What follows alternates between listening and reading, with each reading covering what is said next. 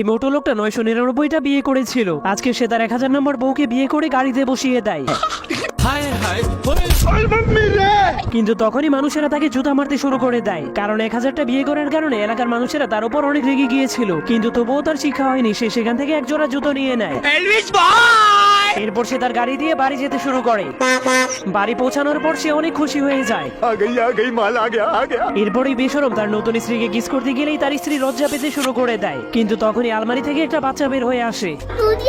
ঠিক তখনই তার পিছন থেকে অনেকগুলো বাচ্চা বের হয়ে আসে। এরপর সবগুলো বাচ্চাদের গ্যাং মিলে নতুন বিয়ে করার কারণে তাদের বাবাকে আক্রমণ করে দেয়।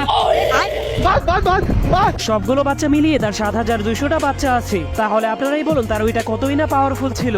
তার এতগুলো বাচ্চা হওয়ার কারণে সে বাচ্চাদেরকে গোসল করার জন্য একটা ফ্যাক্টরি বানিয়ে ফেলেছিল। সে বাচ্চাদেরকে সাবান দিয়ে ঘষে ঘষে পানির মধ্যে ছেড়ে দিত। তখন বাচ্চাগুলো অটোমেটিক ভাবে সামনে আগাতে শুরু করলেই মেশিন তাদেরকে ভালোভাবে গোসল করিয়ে দিত।